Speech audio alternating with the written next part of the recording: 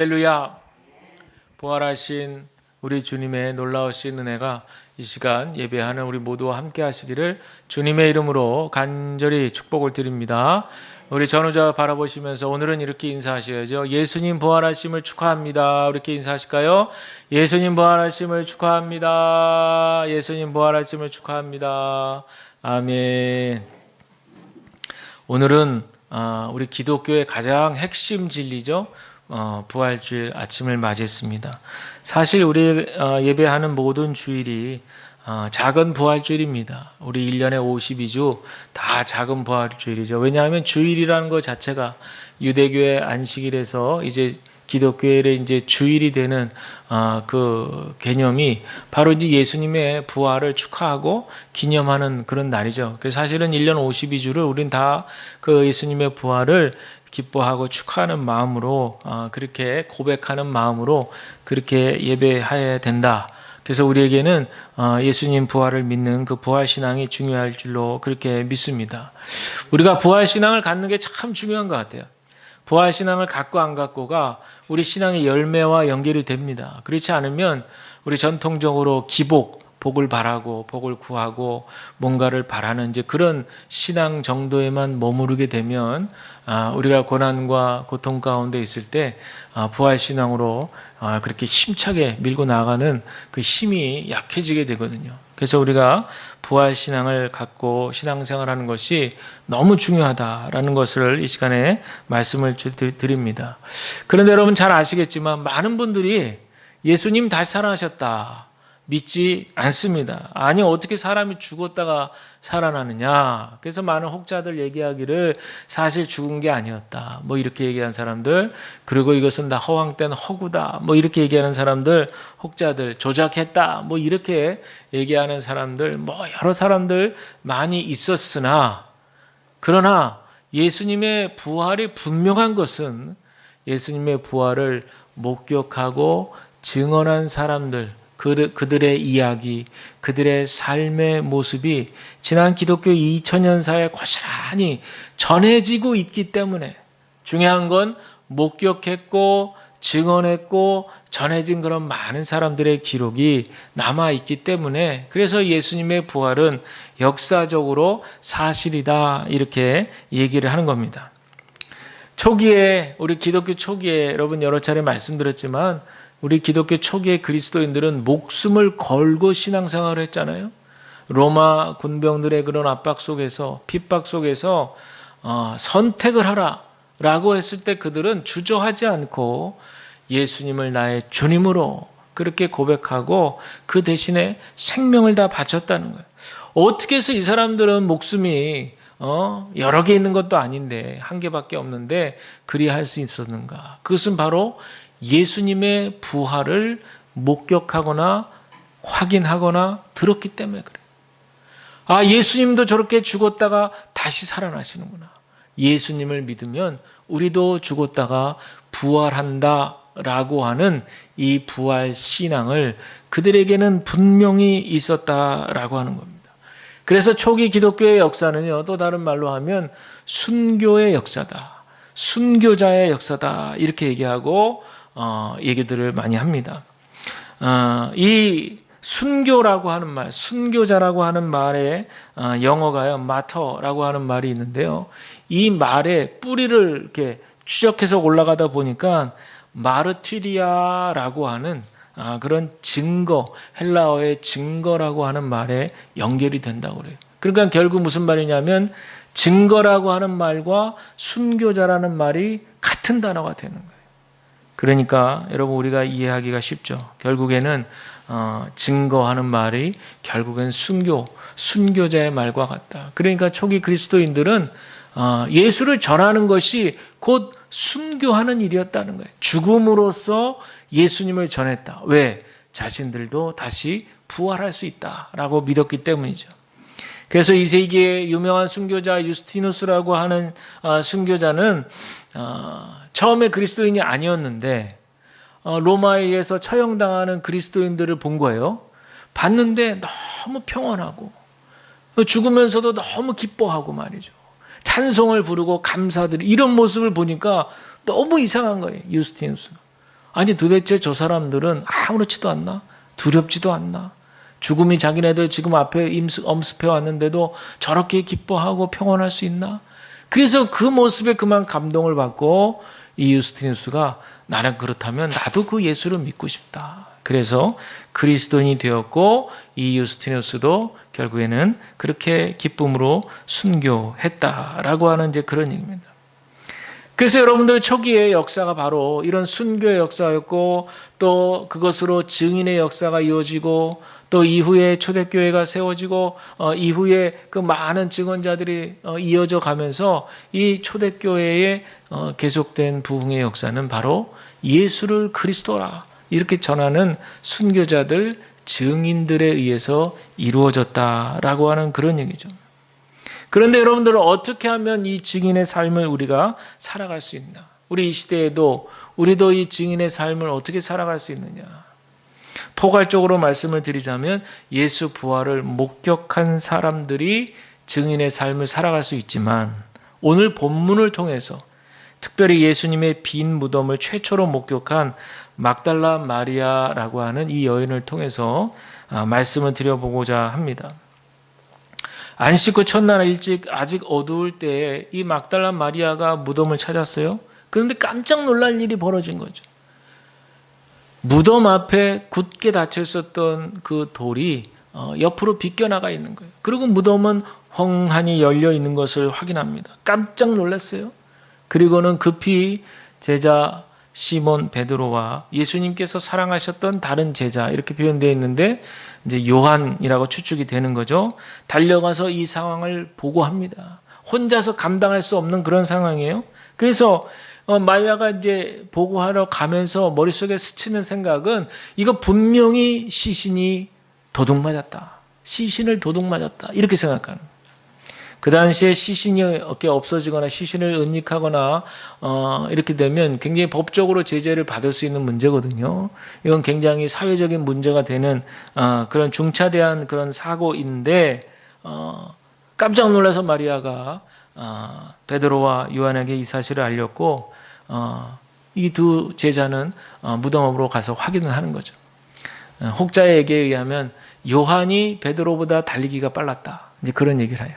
그래서 오늘 성경에도 보면 나오지만 요한이 먼저 딱 도착을 해요. 그런데 배포는 베드로가 더 넓다. 그래서 그 안으로 쏙 들어가는 거는 요한은 안 들어갔고 베드로가 들어간 거예요. 먼저 무덤 앞에 도착한 거는 요한인데 요한은 거기서 숨을 막 고르고 있었겠죠. 그런데 베드로는 그냥 급한 성격에 확 들어가는 거예요. 들어가서 봤더니 진짜 들었던 대로 어떻게 됩니까? 있어야 될 예수님의 시신이 사라진 거죠. 그리고 세마포가 있고 그리고 머리에 둘렀던 수건이 그 머리 쪽 방향에 그대로 있는 거예요.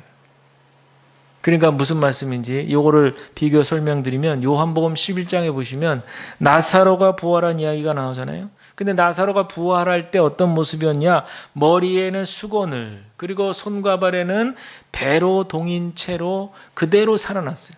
근데 지금 장면은 예수님의 경우는 머리를 쌌던 수건이 머리 부분에 그대로 있는 거예요. 그리고 온몸을 쌌던 세마포는 또 그 자리에 있는 거예요.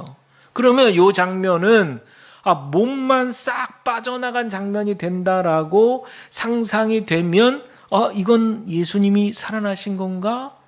라고까지 연결이 되어야 하는데 왜냐? 구약에서 분명히 예언된 대로 그리스도가 죽은 자 가운데에서 다시 살아나야 하리라. 이 말씀이 그 상황에서 딱 기억이 났으면 예수님이 정말 살아나셨네? 이렇게 믿어줘야 되는데 제가 상상해 보건대 베드로는 그럴 정신이 없어요. 왜냐? 물론 둘 다 마찬가지지만 예수님의 시신이 없어진 것도 굉장히 충격이지만 베드로는 생각해 보세요. 예수님을 3번이나 모른다고 부인한 사람이잖아요. 계속 죄책감에 눌려 있을 겁니다.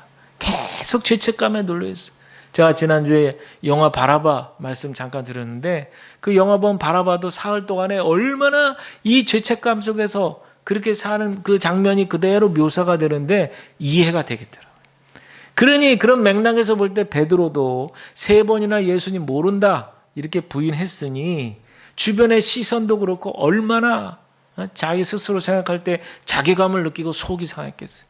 그러니까 그런 마음이 아직 남아있는 상태에서 그 예수님의 시신이 없어진 상황을 부활로까지 연결을 못 시킨다. 그렇게 저는 생각이 드는 거예요. 그런데 막달라 마리아를 보세요. 막달라 마리아가 제자들과 함께 다시 이제 그 무덤 앞에 갔을 때 울었습니다. 울었어요. 11절에 보니까 마리아는 무덤 밖에 서서 울고 있더니 울면서 구부려 무덤 안을 들여다보니 그랬어요. 여기서 밖에 서서 울었다 그랬거든요. 이 선다라고 하는 말의 헬라어가 헤이스 테케이라는 말인데요. 이 말은 과거 완료의 의미가 있습니다. 과거 완료. 그 말씀을 왜 드리냐 하면 이전에도 울었고 지금도 울고 계속 울고 있다는 얘기예요. 즉 두 제자들과 함께 왔다가 두 제자는 다시 돌아가고 올 때부터도 울고 그 제자들이 돌아가는데도 계속 울음이 그치지 않고 마리아는 계속해서 울고 또 울었다라는 거예요. 그냥 흑흑거리는 정도가 아니고요. 원문에는 오열해서 울었다는 거예요. 오열해서. 그 앞에서 그냥 얼굴에서 나올 수 있는 모든 물이 다 나오는 거예요. 눈물, 콧물, 침, 땀 다 나오는 거예요. 그리고 오열하면서 그 앞에서 울었다는 거죠.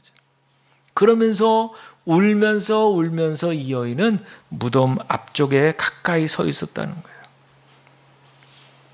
그런데 이때 어떻습니까? 흰옷 입은 두 천사가 이제 마리아도 제자들이 간 사이에 자기도 이제 궁금하니까 그 안을 구부려서 몸을 구부려 들어갔겠죠. 그 딱 보니까 두 천사가 있는 거예요. 한 천사는 머리 쪽에, 한 천사는 발편에 그렇게 앉아 있습니다. 마리아는 처음에는 이 천사들을 알아차리지를 못했어요. 왜냐하면 성경에 천사를 보고 깜짝 놀라는 장면이 언급되지 않습니다. 그저 지금 마리아 머릿속에는 온통 예수님 시신 없어진 생각만 하는 거예요. 근데 천사가 여인에게 말을 걸잖아요. 여자여 어찌하여 우느냐. 그랬더니 그냥 얼떨결에 대답합니다. 누가 우리 주님 시신을 치워갔어요. 누가 우리 주님 시신을 훔쳐갔어요. 근데 제가 그걸 알지 못해서 너무 슬픕니다. 이렇게 대답을 하는 거예요. 지금 이 막달라 마리아는요, 예수님 돌아가신 것도 슬픈데 거기다가 사랑하는 예수님의 시신이 없어진 것이 더없이 슬픈 거예요. 그런데 성경에 보니까 그 사이에 누군가가 서 있는 거예요. 사실 여자여 어찌하여 울며 누구를 찾냐, 이 질문은요 사실 몰라서 그렇게 물어보는 게 아니에요.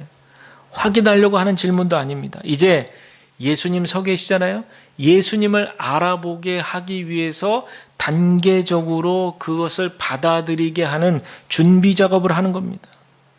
근데 마리아는 그냥 뭐가 쓱 이렇게 존재가 한 명 있잖아요. 그러니까 이 무덤을 관리하는 동산지기인가 보다. 그러면서 15절에 얘기하기를 좀 누가 이거 가져갔으면 좀 어디에다 뒀는지 좀 저한테 가르쳐 주세요. 그리고 제가 좀 그 시신을 가져가겠습니다 하고 동산지기인 줄 알고 부탁을 하는 거예요. 여러분 성경에는 나와 있지 않지만 그 어간 사이를 묵상해 보면요, 저는 마리아가 얼마나 절실히 부탁했는지를 느껴요.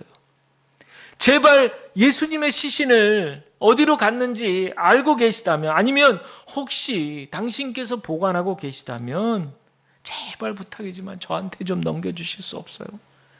이거 굉장히 도발적인 질문이에요. 아니 시신을 자기한테 달라니 이거 굉장히 위험한 부탁입니다. 만약에 나중에 로마 당국에서 이 사실을 정황을 알고 어떤 한 여인이 그 제자인 것 같은데 그 여인이 그 시신을 가져갔습니다, 이렇게 돼버리면 엄벌에 처해질 상황이라는 거예요. 우리로 치면은, 지금으로 치면 법적인 조치를 받을 수도 있는 일이에요. 근데 이 여인은 지금 뭐 그런 거 저런 거 지금 따지지 않는 거예요. 그냥 얼굴에 눈물 콧물 범벅이 돼가지고요, 제발 좀 우리 선생님 시신 어디 있는지 아신다면 저한테 좀 넘겨주세요. 제가 좀 가져가겠습니다. 이렇게 부탁을 하는 거예요. 오늘 제 설교의 포인트가 바로 여기에 있습니다. 그런데 여기서 여러분들 예수님께서 그 상황을 다 지켜보고 계시다가 따뜻한 목소리로 말씀하시죠. 마리아야, 이렇게 부르십니다. 그 마리아가 깜짝 놀랐죠. 분명히 내가 들었던 그 목소리예요. 라보니, 이 말은 이제 선생님이란 뜻인데 너무 반갑고 깜짝 놀라서 그냥 이게 우리로 치면 이제 볼을 꼬집는 그런 행위죠. 예수님께 가까이 가가지고 그냥 버럭하고 예수님을 만져보려고 했는데 이때 예수님이 딱 제지하시면서 뭐라고 얘기하십니까? 내가 아직 아버지께로 올라가지 않았다. 이제 승천에 대한 그런 말씀을 하시는 거예요. 그런데 재미있는 사실은요, 이 장면을 가지고 유명한 책이 나왔어요. 다빈치 코드, 여러분들 잘 아실 텐데 그런 책이나 또 그리스도 최후의 유혹, 이런 책이 있어요. 근데 이 책에서 작가들이 다 자기네들 물론 이제 자료에 근거하긴 했어요. 상상력과 더불어서 유다복음이라고 하는 이제 우리 기독교에서는 정경으로 받아들이지 않는 위경 중에 하나인데 유다복음서에 있는 자료를 이제 참고했다고 해서 했는데 거기에는 뭐라고 되어 있냐면 마리아가 예수님의 아내다. 이렇게 이제 나와 있다고 해서 그렇게 주장하지만 이는 무리한 상상이다 하는 거예요. 왜냐하면 당시 이스라엘 사회는 의례적으로 만나면 이렇게 간단하게 포옹하고 입맞춤하는 것이 그 당시에 의례적인 인사였던 거죠. 마리아도 마찬가지로 평소 의례대로 예수님께 인사하기 위해서 입맞춤을 하려고 했던 건데 다만 예수님은 자신의 몸이 영화로워질 때까지 자신의 몸에 접촉하는 것을 좀 삼가해 주기를 부탁한 거예요. 그러나 우리가 이후에 알지만 도마에게 가까이 가서 내 허리에 창자국을 만져보아라 이런 이제 말씀을 하시잖아요. 그러니까 내 몸은 절대 만져서는 안 되는 신성 불가침 이런 거는 아닌 건데 그 상황에서 그렇게 되었다라고 하는 얘기예요. 그러면서 예수님이 17절 하반절에 보시면 내가 내 아버지고 너희 아버지 내 하나님고 너희 하나님께로 올라간다, 이 메시지를 다른 제자들에게도 좀 전해달라. 즉 예수님의 이제 부활 이후의 행적이 승천, 하늘로 올라가게 된다는 사실을 좀 제자들에게 전하달라고 부탁했는데 같은 내용 사복음서 마태, 마가, 누가요 다 똑같이 다루고 있거든요. 예수님 부활. 그중에 마가복음 16장에 보면요 이렇게 전했는데 다른 제자들은 뭐라고 대답하는 줄 아세요? 듣고도 믿지 않았다. 그래서 듣고도 믿지 않았다. 저는 이제 이 부분을 또 묵상을 해보면 듣고도 믿지 않은 정도가 아니라 이렇게 얘기하는 여인을 조금 이상하게 봤을 것 같아요. 근데 좀 이따도 말씀을 드릴 때는 당신은 이제 남성 중심의 사회이기 때문에 아니 여자 하나가 와가지고 얘기하는데 물론 우리의 스승님이죠. 스승님에 대한 얘기를 하는데 얘기를 들어보니까 믿을 수 없는 그런 얘기를 하는 거예요. 그러니까 그냥 단순히 믿지 않았다 정도가 아니라 저렇게 얘기하는 저 여자야 좀 이상해진 거 아니야? 그럴 수도 있을 거야. 저렇게 슬퍼하고 저 얼굴 봐. 눈물 콧물이 범벅이 되고 말이지. 오죽했으면 좀 정신이 약간 이상해지지 않았나? 그렇게까지도 생각할 수 있는 뭔가 좀 헛것을 봤겠지. 이제 그런 얘기가 되는 거죠. 그런데 여러분 우리가 주목해야 될 건 뭐냐면 이렇게 다른 제자들이 뻔히 믿지 않을 것을 알면서도 왜 예수님은 막달라 마리에게 나타나셨으며 그 여인이 그 당시 유대 그렇게 남성 중심의 사회에서 남자들에게 그렇게 이 신비로운 사실을 전달하도록 하셨냐라는 거예요. 더구나 이 막달라 마리아는요 로마 가톨릭에서 철저하게 그 이름이 지워진 그런 예가 있습니다. 우리가 가톨릭 하면 이제 성모 마리아를 생각하잖아요. 이게 같은 이름인데 동명이인이잖아요. 근데 6세기 말에 이런 일들이 있는데 이 가톨릭에서 이 막달라 마리아를 상당히 폄하했어요. 그리고 대신에 성모 마리아를 굉장히 높이기 시작했습니다. 학자들은 얘기합니다. 이 막달라가 믹달이라는 히브리어 단어에서 왔다고 추정하는데 이 믹달이라는 말은 큰 탑이라는 말이에요. 큰 탑.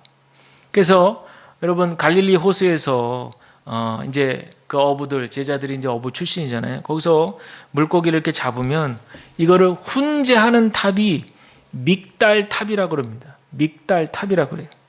그래서 이 갈릴리 어부들, 그 제자들뿐만 아니라 갈릴리에서 거기 이제 갈릴리 호수 이렇게 보면 아주 그냥 물이 그냥 가득 그렇게 들어있는 갈릴리 호수인데, 거기에서 어부들이 물고기를 잡아가지고 훈제하잖아요. 그래서 훈제한 것을 로마에 수출하기 위해서 훈제한 공장이 바로 이 믹달이었다는 거예요. 지금도 이스라엘 가보면 가버나움 지역에서 한 15km 정도 그렇게 멀지 않은 곳에 이 믹달이라는 마을이 있습니다.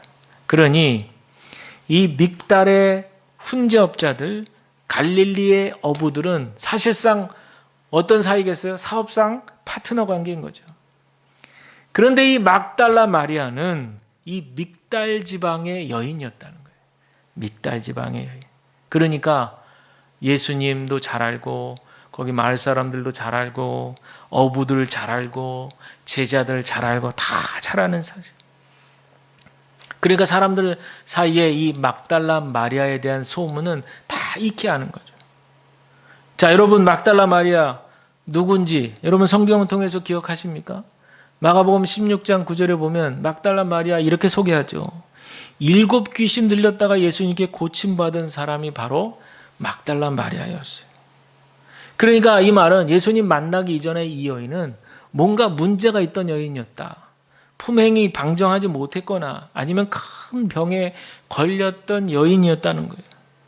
그런데 어떤 이유인지 모르지만 이 막달라 마리아는 7 귀신 때문에 인생이 완전히 그냥 풍비박산이 나고 말이죠. 갈기갈기 찢겨지는 그런 여인이었는데 예수님을 만난 거예요. 그리고 예수님의 치료를 받고 나니까 그의 인생이 완전히 바뀌기만 했어요. 예수님과의 관계가 스승과 제자 간의 뜨거운 사랑하는 사이가 됐다는 거예요.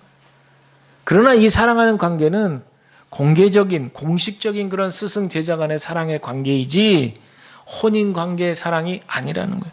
근데 아까 말씀드렸던 그 소설 2개 중에 그리스도 최후의 유혹에서는 이 막달라 마리아를 창녀로 그렇게 묘사하는데 그것은 너무 무리한 상상력이라고 하는 얘기입니다.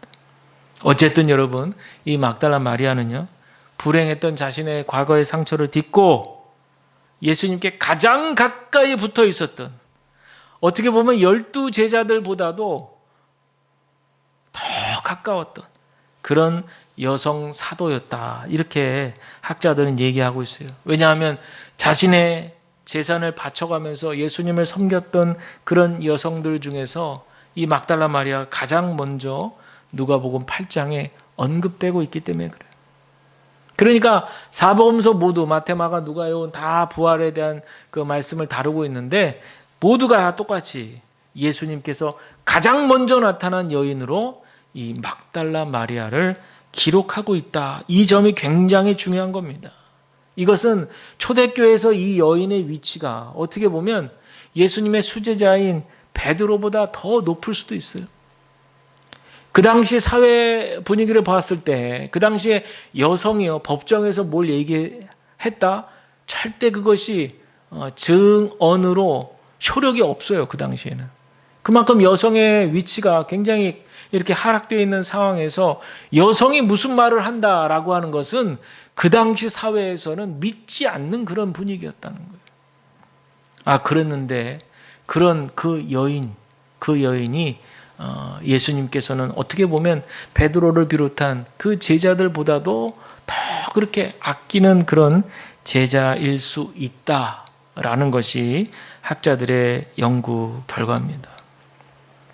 예수님은 그렇게 하신 이유가 뭘까? 당시에 그렇게 유대 율법 중심의, 남성 중심의 가부장적인 그런 어떤 사회 분위기를 이 여인을 통해서 완전히 뒤집어 엎으시려고 하는 바로 그 예수님의 깊은 그런 의미가 담겨져 있다. 그 당시에 바뀌지 않는 그런 어떤 전통에 대한 어떤 그런 도전이다. 이렇게 볼 수 있는 거죠. 사랑하는 여러분, 오늘 이 말씀을 드리면서 제가 여러분께 드리고 또 우리가 깨닫게 되는 점은 뭐냐면 예수님을 향한 이 막달라 마리아의 사랑은 결코 교리적이거나 이념적인 사랑이 아니었다는 거예요. 그저 예수님 그분 자체에 대한 순수한 사랑이었다는 거예요. 우리가 이것을 기억하셔야 될 줄로 믿습니다. 오죽했으면 예수님 시신이라도 좋다는 거 아니에요? 시신이라도 내가 거두어가게 해달라. 내가 예수님 시신 내가 모시고 가서 그 얼굴 보고 예수님께 전하고 싶은 사랑이 남아있다라고 하는 그런 얘기 아니겠어요? 아가서 8장에 보면 이런 마리아의 사랑을 이렇게 표현합니다. 사랑은 죽음같이 강하고 질투는 스올같이 잔인하며 불길같이 일어나니 그 기세가 여호와의 불과 같으니라. 많은 물도 이 사랑을 끄지 못하겠고 홍수라도 삼키지 못하나니 사람이 그의 온 가산을 다 주고 사랑과 바꾸려 할지라도 오히려 멸시를 받으리라. 아멘. 무슨 말이에요? 사랑은 홍수도 끌 수 없는 불과 같다는 거예요. 여러분, 막달라 마리아가 예수님 시신 가져가겠다는 이유는 거창한 거 아닙니다. 제가 하나님의 나라를 이루겠습니다, 이런 거 아닙니다. 그저 예수님 돌아가신 게 슬플 뿐이에요. 그저 예수님 한 번 더 보고 싶은 것 뿐이에요. 예수님을 향한 사랑이 아무리 예수님이 돌아가셔도 그 마음속에 남아있기 때문에 그런 거예요. 그러니까 두 제자들 눈에는 보이지 않았던 천사가 이 여인에게는 보였던 거예요. 똑같이 다 몸을 구부리고 무덤 안으로 들어가서 봤는데 왜 남자 2명은 천사들을 못 봤을까요? 그들은 현실적인 그런 안목 가운데 있었기 때문에. 그래서 여러분들 이런 얘기가 있어요. 기독교 진리는 때때로 우리가 이성으로, 합리적 이성으로 파악되는 그 진리 넘어서서 영적인 감수성으로 더 명확하게 이해할 때가 있다는 거예요. 우리의 눈에 보이는 현실적인 안목과 합리적인 이성을 가지고 우리가 차분하게 정돈하고 정리하며 이해할 수 있지만 기독교의 진리는 때때로 그것들을 뛰어넘어서서 영적인 감수성을 가지고 남자들에게는 보이지 않았던 그 천사를 보게 하는 그런 하나님의 놀라운 은혜가 이 막달라 마리아에게 있는 것처럼 우리에게도 마찬가지라. 빈 무덤까지도 부활하신 예수님의 그런 밝은 광채로 가득 차 있는 것을 울며 들어간 막달라 마리아는 그곳에서 확인하게 되었다라고 하는 거예요. 사랑하는 우리 주님은요, 허무한 그런 무덤 안에서도 살아계신 분이시고 또 어떠한 선한 일도 경험할 수 없을 것이라고 절망하고 있는 우리 가운데에서도 부활하신 우리 주님은 충만하신 그 부활의 영광의 빛으로 우리 삶에 반전을 일으켜 주시는 우리 예수님이 되실 줄로 믿습니다. 바라기는 저와 여러분 우리 모두 이 여인처럼, 이 막달라 마리아 여인처럼 우리 주님을 끝까지 사랑하시기를 바랍니다. 우리 주님의 시신을 붙들고서도 이제 다 끝이야, 이게 아니라 주님을 뜨겁게 사랑했던 그 마음이 식지 않으시기를 간절히 축원합니다. 우리 주님은 죽음의 권세를 뚫고 살아나셔서 우리에게 충만하신 영광의 빛을 비춰주십니다. 이 말씀을 드릴까 안 드릴까 하다가 사족의 말씀 하나 드리고, 그래서요, 오늘의 결론 및 적용, 우리 여성들은 예수님을 잘 믿으셔야 돼요. 할렐루야. 예수님을 뜨겁게 사랑하셔야 돼요. 자, 사족이라고 분명히 말씀드렸어요. 네. 남편도 사랑하시지만 예수님을 뜨겁게 사랑하세요. 그게 무슨 말씀인지 아세요? 예수님을 뜨겁게 사랑하시면 그 사랑으로 남편도 사랑하고 남편도 섬기게 될 줄로 믿습니다. 자, 그러면 남편은 어떻게 해야 되느냐? 그렇게 뜨겁게 예수님을 잘 사랑하는 부인 말을 잘 들으면 됩니다. 할렐루야. 그렇죠. 왜? 내 아내가 예수님을 잘 믿으니까. 내 아내가 예수님을 잘 믿으니까. 그리고 내 아내가 예수님을 사랑하니까. 그게 눈에 보이는 걸. 예수님을 뜨겁게 사랑하니까. 그러면 우리 남편들은, 우리 남편들이라 봐야 몇 분 안 계시지만, 우리 남편들은 그 예수님을 뜨겁게 사랑하는 아내를 또 우리는 성경에도 나오잖아요. 주님을 사랑하듯이 아내를 사랑하는 거죠. 예, 주님을 사랑하듯이. 그 관계성 속에서 결국에는 하나님의 복된 가정이 참 평안을 이루고 그 안에 복된 기쁨과 사랑이 흘러 넘치게 될 줄로 믿습니다. 이 부활절기는 우리 기독교에 굉장히 중요한 절기입니다.